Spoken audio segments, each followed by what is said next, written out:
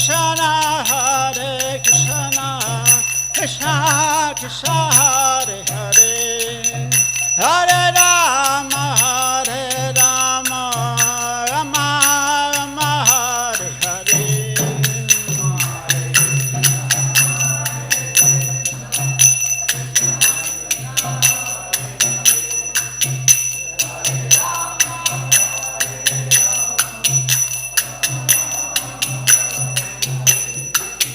Hare Krishna, Hare Krishna, Krishna Krishna, Hare Hare, Hare Rama, Hare Rama, Rama Rama, Hare Hare.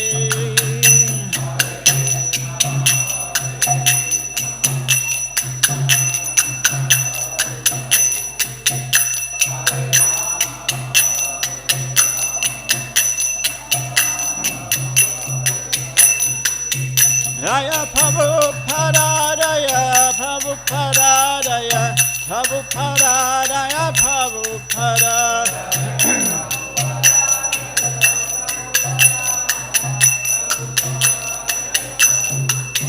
Prabhupada, Prabhupada, Prabhupada, Jaya Jaya Prabhupada.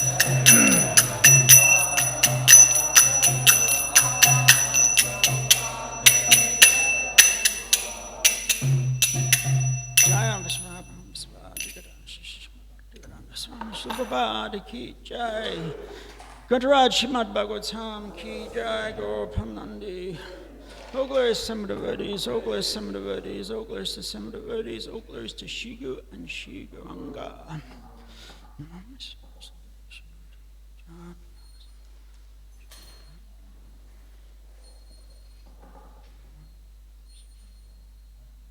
So, reading from Srimad Bhagavatam, Canto 3,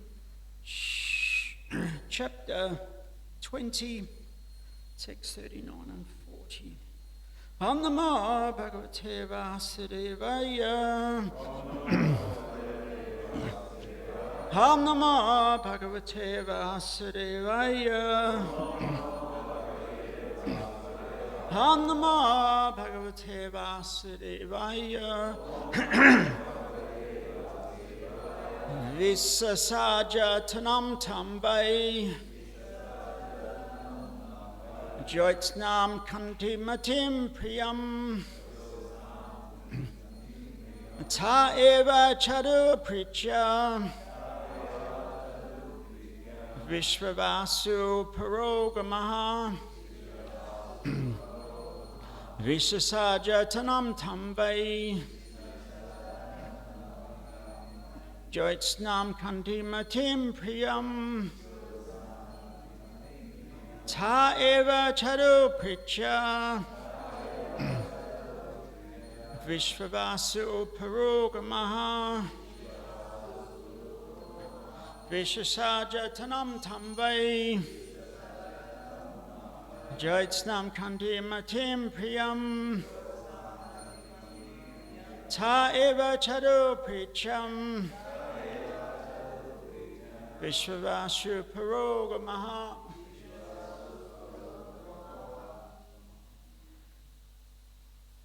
Something like the chant. Visasaja Tanam Tambai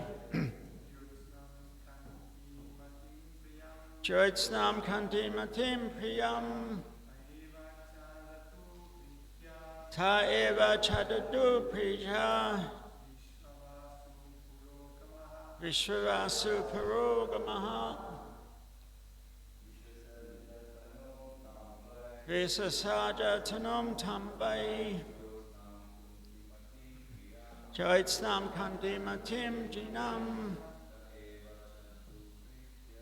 Ta Eva Chadadu Priya Vishvavasu Parogamaha Vishasaja Tanam Tambai Joitsnam Kanti Matim Priyam Ta Eva Chadadu Priya Vishvavasu Parogamaha Anyone else?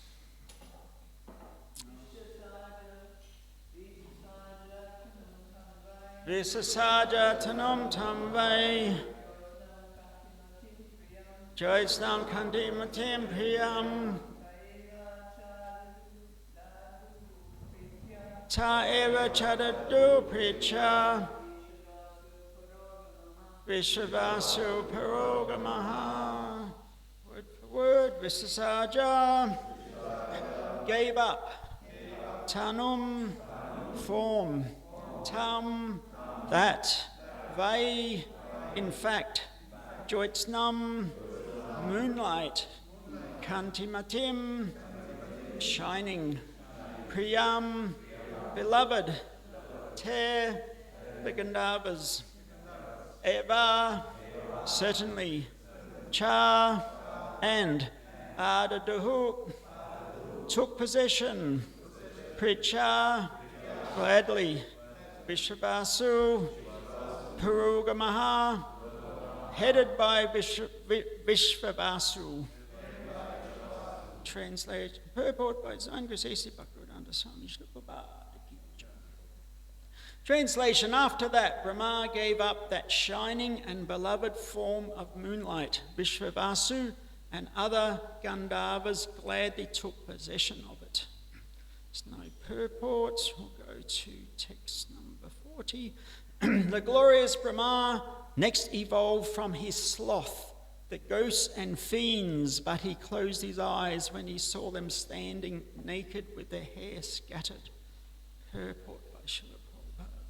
Ghosts and mischievous hobgoblins are also the creation of Brahma. They are not false. All of them are meant for putting the conditioned souls into various miseries. They are understood to be the creation of Brahma under the direction of the Supreme Lord.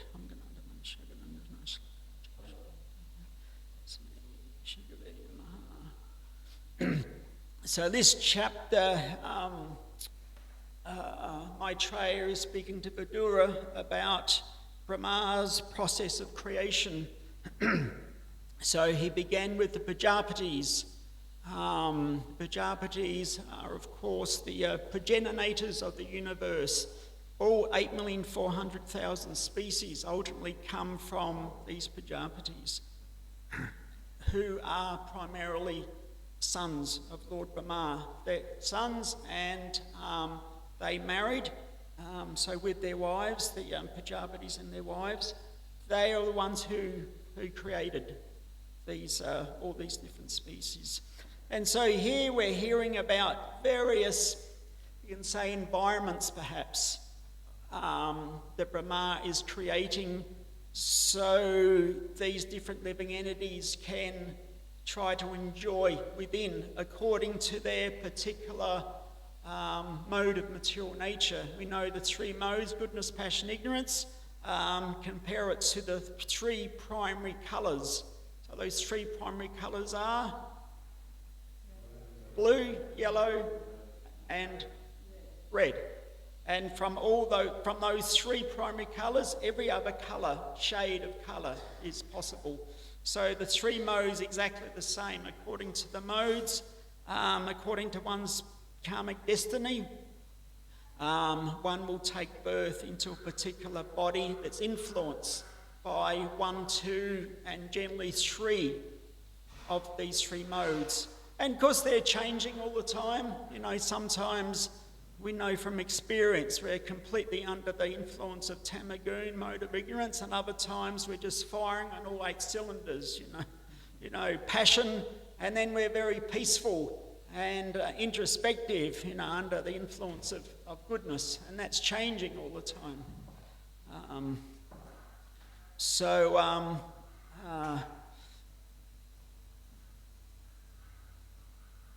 And we're hearing one of the previous verses mentioning that, he created a certain environment and he cast off that body. So it's not that he's giving up that body, like for us at the time of death, we give up that body and go somewhere else. It's more of a consciousness that he's given up. and it's something, perhaps we're very angry about something. That anger, it's just not doing me any good, and you just sort of cast it off. It's not like you're giving up your body, but you're casting off that mentality or that particular consciousness. So this is what Brahma's doing. But the different types of consciousness or environments he's creating, again, like Prabhupada is saying, all of them are meant for putting the conditioned soul into various miseries. They understood to be creation of Brahma, and ultimately under the direction of the Supreme Lord. So for us, what can we learn from this is that when we're trying to develop Krishna consciousness, we should be trying to give up these negative mentalities also. Lust, anger, greed, etc. We should be trying to give them up. And because they have become impediments, we hear like the 6 enemies of the mind, Arisha Dvaga, 6 enemies of the mind. So who can say what the 6 enemies are? Lust, anger, greed. Gold star for you. Yeah, so Kama, Krodha, Lobha, Mada, Moha, Matsaya, Alasha. Sometimes there are different definitions given, but generally lust, anger, greed, pride, delusion, envy, laziness, and these are attacking our mind constantly if we allow it. Generally, these are all very good friends of the mode of ignorance, basically. Sometimes it says when there's lust, there's also anger, because that lust can never be fulfilled. So sometimes described that anger is the younger brother of lust, and they're always together, always. So when, under the influence of lust that can't be fulfilled, and then anger is always just waiting there, to attack the mind. So all of these, and various other religious traditions have similar. Christianity have the 7 deadly sins, they call it: gluttony, lust, greed, sloth, pride, envy, anger. Sloth is like very laziness, basically.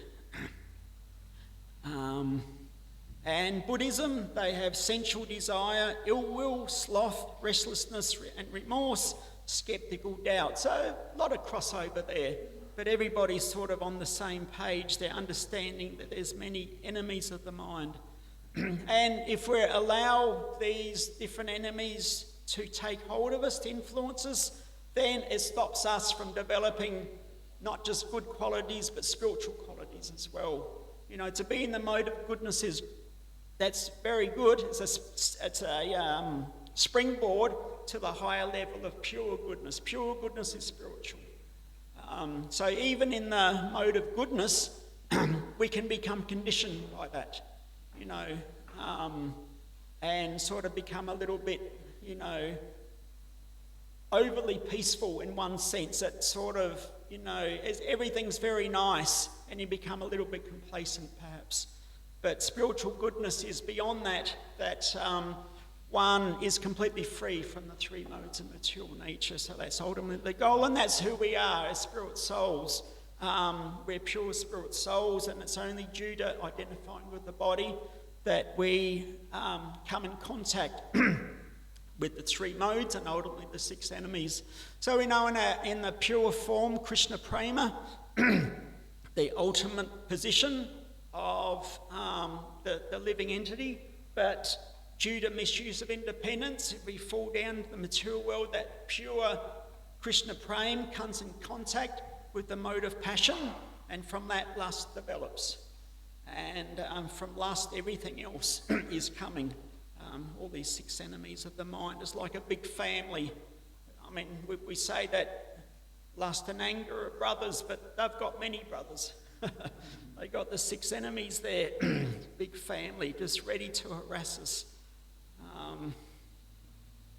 So again, like Brahma is casting off these different mentalities or consciousness, so we should also through the strength of our sadhana, casting off all these negative influences. So it can be said that the desire to enjoy in the material world is in one sense the leader of the enemies, because that's through that influence, that desire, everything else is coming. So for an example, the desire to enjoy in this world blocks our quality of developing compassion, just use an example, because that desire to enjoy, it can go to, meat eating, intoxication, illicit sex, gambling. These are the 4 primary pillars of inauspicious life. But trying to enjoy in this material, Prabhupada mentions one of his purports that these 4 pillars are natural propensities in this Kali Yuga. They're natural propensities. They're not natural propensities of the soul, but natural propensities of Kali Yuga, and therefore they're attacking. They're also in that family of enemies, these different desires. So trying to enjoy our tongue, trying to enjoy the genitals, trying to enjoy the mind in this material world, and this will destroy our efforts of good qualities to try to purify ourselves. However, if through spiritual enjoyment means we're not trying to enjoy ourselves, we're trying to enjoy Guru and Krishna and the Vaishnavas, Vaishnav community. So, and the ultimate example, of course, is Krishna and the gopis. That the gopis had no desire at all to please themselves, they're only there for Krishna's pleasure. And we have the example when Krishna playing the flute in the dead of night, and all the gopis, whatever household engagements they are in, serving their husbands or their older relatives or looking after the children or whatever they were doing, they just dropped it and went, just dropped it immediately. No concept of that, I've got my duties and I want to go to Krishna, but I have to finish, everything. It was just dropped and gone. No concept of looking after, oneself or one's sort of material duties. They only wanted to please Krishna. So that's the ultimate goal. And so I said that the ultimate goal of spiritual life is to follow in the footsteps of the residents of Vrindavan.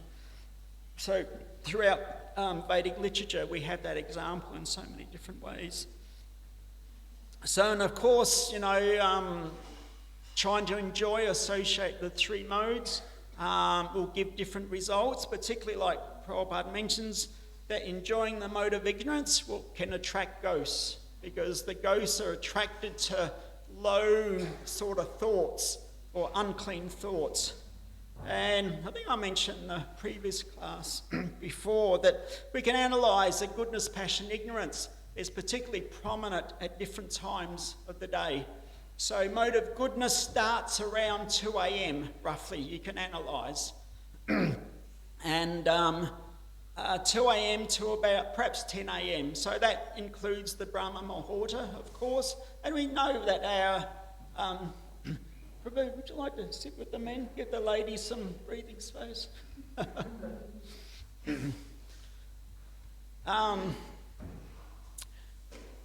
And we know our temple program is the morning program. We're getting up early because that's the most conducive, auspicious sort of period to, everything's quiet.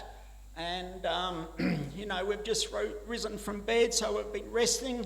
And that's the best time to engage in spiritual life. And then mode of passion sort of starts about 10 a.m, perhaps to 6 p.m. So this is when we're out and about, if we've got a job, whatever, we're at work, and where, mode of passion motivates us to do things. We need to earn a living, or we need to, whatever we're doing during the day. And 6 p.m. through to about 2 a.m, that's mode of ignorance. So we see, all the clubs and the pubs and, the nightlife starts in the evening. And it's interesting that a lot of these places, they close about 2 a.m. Unconsciously, they know that's our time, we have to finish. Mode of goodness is coming, let's close up now. So, of course, as a devotee, if we're completely absorbed in our spiritual activities, we're not really influenced in that way. But still, there's sort of, goodness, we're engaged in spiritual life, passion, we're doing service, we're motivated to get out in the world and do things, and then ignorance in a sense, we're relaxing perhaps with the family or reading or whatever. So a devotee can utilise, these different influences as well. But ideally we become free, free from that influence as far as possible. And particularly, like we heard in the verse, the twilight is sort of going from passion to ignorance. The day's finished, the night's come, and ignorance is sort of compared to darkness in a sense. So when the sun goes down, and we know that it's said that at twilight, all the ghosts and disembodied beings, they start becoming active. And we had the example in Bhagavatam that Kashyapa and Aditi. Aditi was wanting to conceive children, and Kashyapa said this is not the right time, but at the urging of his wife, they conceived, but because it was the wrong time, twilight, who were their sons? Hiranyaksha and Hiranyakasipu, lovely boys. And Bhagavatam 3:14-23, this is Kashyapa speaking to his wife. This particular time is most inauspicious because at this time the horrible-looking ghosts and constant companions of the Lord of the ghosts are visible. And Prabhupada just mentioned short purport. Kashyapa has already told his wife Diti to wait for a while, and now he warns her that failure to consider the particular time will result in punishment from the ghosts and evil spirits who move during this time along with their master, Lord Rudra. So Rudra, of course, is Shiva. So one of Shiva's name is Bhutanath.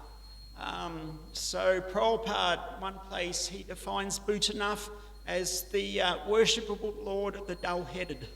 But basically, he gives shelter to these ghosts and hobgoblin-type personalities. So at least they've got some shelter in one sense, they're not completely set adrift. And on the similar theme, in Bhagavad Gita 2:69, we hear the verse that what is night for all beings is the time of awakening for the self-controlled, and the time of awakening for all beings is night for the introspective sage. So you can also say the time of awakening, this is the time of developing knowledge, enlightenment, and the time of awakening for all beings is like darkness. So this is like the materialist and the spiritualist. And reminds me of, like, I first joined the temple in King's Cross, or Darlinghurst, top of King's Cross, and we're walking from our apartment, the ashram, down through King's Cross a little bit to the temple, about 4 o'clock in the morning. And, it was pretty wild because, the clubs and pubs are closing, everybody is spilling out onto the street, and, we're just sort of, brahmachari just trying to manoeuvre through all this to get to the temple. All sorts of drunks and ladies of the night, and, a couple of times past people had been stabbed, and it was pretty wild. So this is the difference. Devotees are going to the temple to worship, and these other people, they're completely absorbed in mode of ignorance. So it's a very good example. This verse 269, the purport, Prabhupada mentions there are two classes of intelligent men. One is intelligent material activities for sense gratification. The other is introspective and awake to the cultivation of self-realization. Activities of the introspective sage or thoughtful man are night for persons materially absorbed. So complete opposite. One is trying to pursue enlightenment. The other is just darkness under the mode of ignorance. The sage feels transcendental pleasure in the gradual advancement of spiritual culture, whereas the man in materialistic activities, being asleep to self-realization, dreams of varieties of sense pleasure, feeling sometimes happy and sometimes distressed in his sleeping condition. Introspective man is always indifferent to materialistic happiness and distress. He goes on with his self-realization activities undisturbed by material reaction. So this is the ideal, that even though the modes are there, we've got a material body, we've got our mind, but we're absorbed in our spiritual life, and in a sense that's like our armour protecting us from the three modes. And in the purport, we hear that these, or in the verse, that a little bit about ghosts. So Prabhupada did mention that different times. Ghosts, of course, are disembodied beings. Sometimes it's said that one may become a ghost if they commit suicide, if they die intoxicated, or they die violently. It's not guaranteed necessarily, but that's the way it may happen. Of course, there may be other ways as well. But, throughout history, so many different cultures, there's a folklore about sort of ghosts and different beings that we hear about, fairies and hobgoblins and trolls and all that sort of thing. So,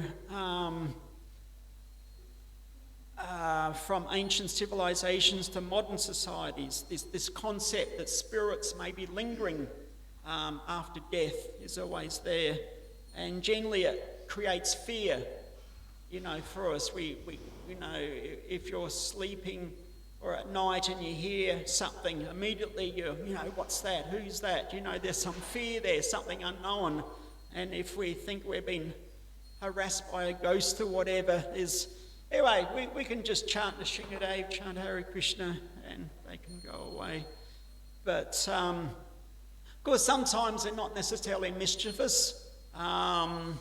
There is one story, those who know a devotee in Melbourne, Prabhav. He was born in Shantipur in Bengal, and he had a twin brother. And when they were very young, just sleeping, and a cobra snake came in, crawled over Prabhav and bit his brother, and his brother died. And anyway, years later, Prabhav, he came to Australia. This is in the 80s. I was at the temple there with him. And we had a program at that spiritualist church where they sort of, try to channel ghosts or whatever they're actually doing. But when we walked in, the lady in charge, she immediately pointed to Prabhav, because they'd never met before. I said, "Oh, you've got a twin brother." And he, "Oh, yeah, that's right, but he died many years ago." "Yeah, but he's still with you, he's protecting you." Somehow or other, she had some perception that his brother, in a disembodied form, was still there. There was some sort of connection as twins. So I remember reading years ago there was a big heavy metal concert in Newcastle, and had a big stage, a big sort of dome over the stage, and the clairvoyant who was there, she said that after a while, all this heavy metal music, all these ghosts were coming and sort of just hanging around the stage. They're just attracted to that sort of tamagoon sort of music, So sometimes, it's said like drugs and alcohol, it's sort of that has a propensity to open up our chakras, and these spooters, these ghosts, they can enter into the body and take control of the mind. And in the King's Cross Temple at the back, we had what we call Mukundas, which was the food for life outlet. So all the sort of street people, down and outs, they're all lining up every night to get their plate of prasadam. And you could see some of these people were very, harassed by ghosts. I remember one old man, he was just running down the street trying to push something away. Go, get away from me, leave me alone. We couldn't see what was there, but obviously something was harassing him. So when you're living, allowing your mind to become attached to, sort of low-class, sort of unclean things. Sometimes, Prabhupada did mention that sleeping sometimes and drooling, and a ghost can enter into that and harass you. I don't know, I've had the experience that waking up and it feels like something's on top of you, and you can't even talk. Apparently, I've heard that that's ghosts lying on you, trying to, give you problems. After a while, you can sort of start chanting and then it goes away. But I don't know if anybody's had that experience. I've had it a few times. But also said talking about ghosts attract them, so we won't talk about it too much.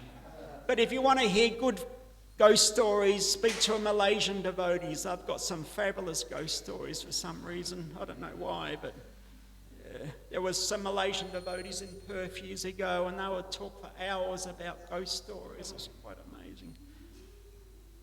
But anyway, we can keep our mind clean and pure and free from these, from ghosts, from the 6 enemies of the mind. Chanting Hare Krishna, Krishna Krishna, Hare Hare, Hare Ram, Ram Ram, Hare Hare. And this Hare Nam, constant Hare Nam, it will rid us from the all unwanted, subtle bodies, anger, greed, 6 enemies of the mind, unwanted influences, unwanted beings, etc. So, thank you very much. I'll end there. If there's any questions or comments at all. I'll just read.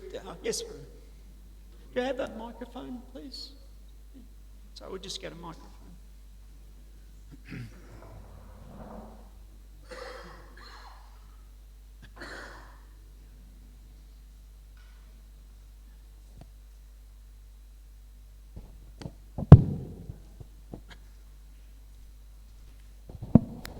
Hare Krishna, Prabhu. Please accept my humble obeisances. Thank you for the wonderful class. Prabhu, you mentioned that we have 6 enemies to our mind, and these are the greatest impediments for our spiritual progress. So, can you please give us some tips regarding casting away laziness and lusty desires? So, if you can give some practical tips. Just obviously, the Hare Krishna Mahamantra will remove all this gradually, but some practical application for casting away lusty desires and laziness. Yeah, well, basically you've got the 9 processes of devotional service, Shravanam, Kirtanam, Vishnu. That's the process. And whether it's 1, 2 or all 9 of them, basically it's what you're doing already. Prabhupada says in Nectar Devotion, all we have to do is follow the standard devotional process, It's not like there's one process for this and one process for that. It's like one process for everything. So all we have to do, our daily sadhana, chanting our rounds, taking association, reading, taking, prasad, etc.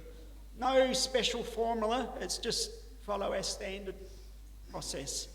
But it's also, I guess, being aware of where the mind's at. Sometimes we can space out and daydream, and before we know it, the whole day's gone and we haven't achieved anything, sort of thing. So be aware of where the mind at, because the mind is a rascal. And it's like any untrained dog, it's all over the place. But when the dog's trained, then it's obedient to the master. So the master is the jiva, helped by the intelligence. If the intelligence is strong through our sadhana, the intelligence will control the mind. But if the mind becomes strong, it'll override the intelligence. Intelligence means discrimination. We'll lose our discrimination and we'll engage in all sorts of activities. And of course, Prabhupada does say, like Arjuna asks, what is that forces us to act even as if it's against our will? And Krishna says it's lust, the all-devouring enemy of man. But he does say to overpower that, or to defeat that, is through practice and practice and determination or discrimination. So, and endeavour. Yeah. So basically, being aware of where the mind's at, and being Krishna conscious means that we're always conscious of Krishna. So whether we're serving or chanting or taking prasad, associating with devotees is non-different from being with Krishna because they're Krishna's representatives. So the conclusion is basically just keep what you're doing and be patient and tolerant, because the mind has been a free agent for so many lifetimes. Now we're trying to control it. And it's going to take some time, but we shouldn't get frustrated. You know, it's going to take some time. But you're in the boat on the ocean of self-realization, so just don't jump out of the boat. Thank you, Prabhu. Thank you very much. Hare Krishna. Anything else? Yes.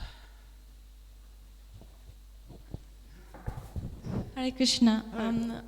I have a question about the ghost. And Ghosts, yes. what is ghost? And then, just spirit. They don't have material body, or material body. They have material body, but just we can't see. It's a subtle material body. And then, how did they become ghosts? And then, can they be free from ghosts? Yes. It's like I mentioned. Sometimes it's said that through suicide, intoxication, or violent death, that can cause it.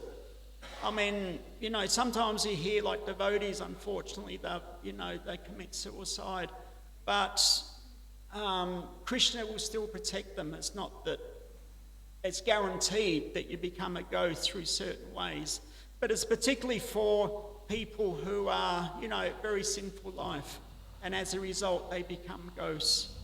But, there's no hard and fast rules. It just depends.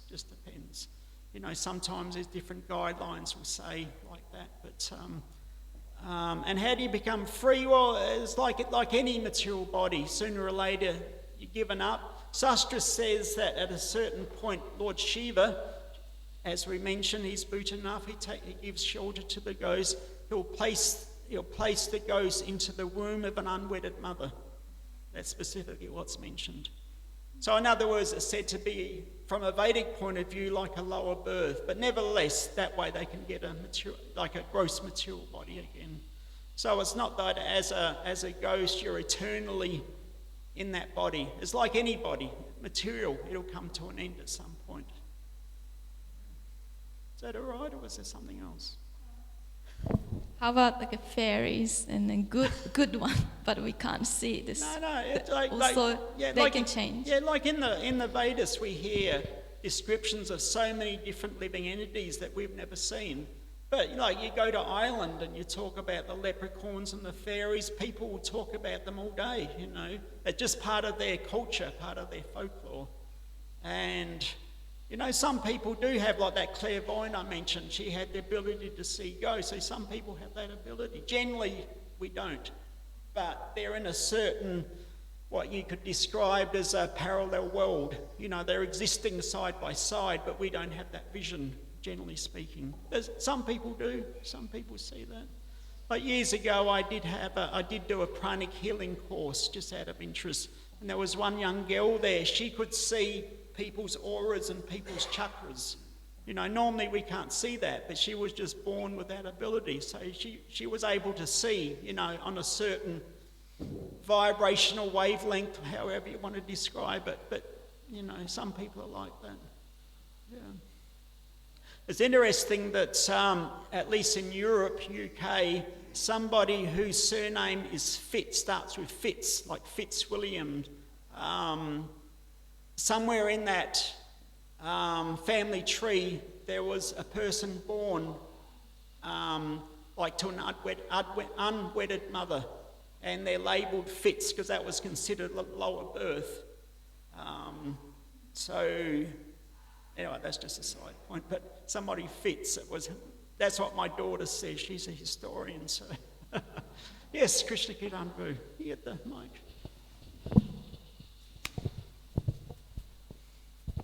Thank you, Prabhu. Just a clear clarification on this point. My understanding is the living entity doesn't give up the subtle body until you're fully liberated. So my understanding is that the ghosts remain in their subtle bodies, but they get an opportunity to enter a gross body. So you don't actually give up the subtle body. No, I understand what you mean. Yeah, we always have that subtle body, mind, intelligence, false ego, but there is a ghostly body that's contained within. That was my understanding, because some people who have seen ghosts, there's actual form there, almost human-like form. Sometimes it's said it's like ekpad, like just one leg, just floating around. So that's not the subtle body that we're aware of, but there's a ghostly body that the jiva and the subtle body is placed within. I may be wrong, but that was my understanding. Yeah, but no, you're correct, that the actual subtle body, mind, intelligence, false ego, we don't give that up until we are liberated from material existence. Okay, thank you very much. Srila Prabhupada Ki Jai.